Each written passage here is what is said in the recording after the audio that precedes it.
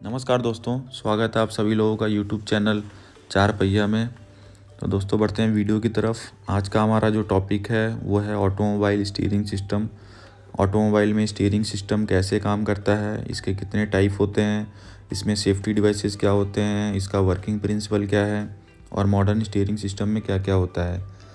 तो दोस्तों steering system का काम है व्हीकल को डायरेक्शन देना, लेफ़्ट राइट या स्ट्रेट चलना है। इसमें ड्राइवर जो है स्टीयरिंग व्हील को रोटेट करता है जो कि एक रोटरी मोशन है, और हमारा आउटपुट जो है वो व्हील पर मिलता है जो कि एक लीनियर मोशन है।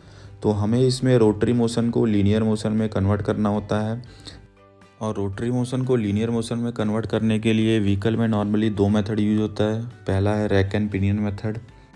ये मेथड बहुत ही कॉमन और सिंपल होता है। इसमें हम लोग देख पा रहे हैं कि स्टीयरिंग व्हील से हमारा स्टीयरिंग कॉलम अटैच है, फिर उसके बाद यूनिवर्सल जॉइंट होता है और फिर उसमें एक पिनियन गियर अटैच होता है जो कि रैक के साथ मैश कंडीशन में होता है। यह मेथड हमारा नॉर्मली 90% ऑटोमोबाइल में यूज़ होता है और इस बहुत ही इकोनॉमिकल और सिंपल होता है। और दूसरा हमारा मेथड है रीसर्कुलेटिंग बॉल मेथड। यह मेथड काफ़ी कॉम्प्लेक्स और हैवी होता है। इसमें हम लोग एक रीसर्कुलेटिंग बॉल बियरिंग की हेल्प से बॉल ना ट्रैक का लीनियर मोशन कराते हैं। यह मैकेनिकली काफ़ी स्ट्रॉन्ग रहता है, इसलिए हम लोग कुछ गाड़ियों में इसका भी यूज़ करते हैं, जैसे कि हैवी ट्रक्स और कुछ लग्जरी कार्स में भी। अब हमें दोनों में से कोई भी मैकेनिज्म रन करने के लिए एक फोर्स की ज़रूरत पड़ेगी। तो based on the source of power हमारे पास स्टीयरिंग दो टाइप के होते हैं, एक मैकेनिकल स्टीयरिंग होता है और दूसरा पावर स्टीयरिंग होता है। लेकिन मैकेनिकल सिस्टम में ड्राइवर को बहुत ज़्यादा फोर्स लगाना होता है व्हील को रोटेट करने में, क्योंकि कार का अपना एक लोड होता है व्हील के ऊपर, इसलिए इसको मूव करने के लिए ज़्यादा फोर्स का हमें यूज़ करना होता है। इसलिए इस मैकेनिज्म का यूज़ बहुत रेयर करते हैं। और दूसरा हमारा मेथड है पावर स्टीयरिंग। पावर स्टीयरिंग भी दो टाइप का होता है, एक हाइड्रोलिक पावर स्टीयरिंग और दूसरा electronic power steering. Hydraulic power steering में हम लोग हाइड्रोलिक एनर्जी को मैकेनिकल एनर्जी में कन्वर्ट करते हैं with the help of engine power.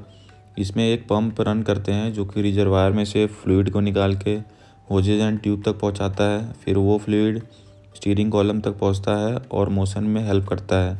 और दूसरा है इलेक्ट्रॉनिक पावर स्टीयरिंग, जिसमें कि सिर्फ एक मोटर अटैच होती है स्टीयरिंग कॉलम पे और with the help of battery इसको रन किया जाता है। तो बढ़ते हैं एडवांटेज और डिसएडवांटेज की तरफ। HPS versus GPS. तो एचपीएस काफ़ी कॉम्प्लिकेट और बल्कि होता है और इसका हाई मेंटेनेंस होता है, लेकिन इलेक्ट्रॉनिक पावर स्टीयरिंग काफ़ी स्टेबल और मोर एफिशिएंट होता है। तो बढ़ते हैं सेफ्टी की तरफ। एक सर्वे में ये पाया गया है कि जो भी एक्सीडेंट्स होते हैं उसमें जो ड्राइवर को इंजरीज होती है अराउंड द नेक और हेड, वो मेजर स्टीयरिंग कॉलम की वजह से होती है। तो इससे बचने के लिए कोलैप्सेबल स्टीयरिंग कॉलम का कॉन्सेप्ट आया। इसमें बॉल बियरिंग का यूज़ होता है एक्सटर्नल हाउसिंग और कॉलम के बीच में। तो एक्सीडेंट के टाइम पे जब भी हाई इम्पैक्ट पड़ता है तो कॉलम और एक्सटर्नल हाउसिंग आपस में स्लाइड कर जाती हैं बिना ड्राइवर को हिट किए। और स्टीयरिंग सिस्टम में एक स्पीड सेंसिंग डिवाइस लगा होता है, जिससे कि हाई स्पीड में जाने के बाद हमारा जो मोटर की सप्लाई है उसको या तो कम कर दी जाती है या फिर उसको कट ऑफ कर दिया जाता है। क्योंकि हाई स्पीड पे व्हील का आरपीएम बहुत ज़्यादा होता है, तो ड्राइवर के थोड़े से फोर्स लगाने के बाद ही अपना व्हीकल आसानी से मुड़ जाता है और लो स्पीड पर आने पर फिर से मोटर को ऑन कर दिया जाता है। स्टीयरिंग में टिल्ट एंड टेलीस्कोपिक का फीचर दिया जाता है, जिससे ड्राइवर को कन्वीनियंट रहता है। ड्राइवर स्टीयरिंग को अपने हिसाब से एडजस्ट कर सकता है। फोर व्हील स्टीयरिंग सिस्टम में गाड़ी के चारों पहिए मुड़ते हैं ताकि कम स्पेस में गाड़ी को आसानी से मोड़ा जा सके। लॉन्ग व्हीकल होते हैं ट्रक्स, उसमें हमें कम स्पेस रहता है, मोड़ने में दिक्कत होती है, तो उसमें ये सिस्टम ज़्यादा हेल्पफुल रहता है। कार में एक स्टीयरिंग एंगल रेशियो का टर्म रहता है, जो कि स्टीयरिंग व्हील और कार के व्हील के एंगल के बीच का रेशियो रहता है।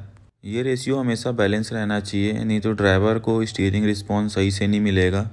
नॉर्मली पैसेंजर कार का स्टीयरिंग एंगल रेशियो 15:1 रहता है, मतलब 15 डिग्री हमारा स्टीयरिंग व्हील घुमाने के बाद 1 डिग्री बस हमारा व्हील घूमेगा। और स्पोर्ट्स कार में इस रेशियो को हम लोग कम कर देते हैं ताकि हमें स्टीयरिंग रिस्पॉन्स सही से मिल सके। तो ये हमारी समरी है। हमने रैक एंड पिनियन के बारे में जाना, इलेक्ट्रॉनिक पावर स्टीयरिंग बेस्ट होती है, सेफ्टी फीचर के बारे में जाना, मॉडर्न स्टीयरिंग सिस्टम और भी बहुत कुछ।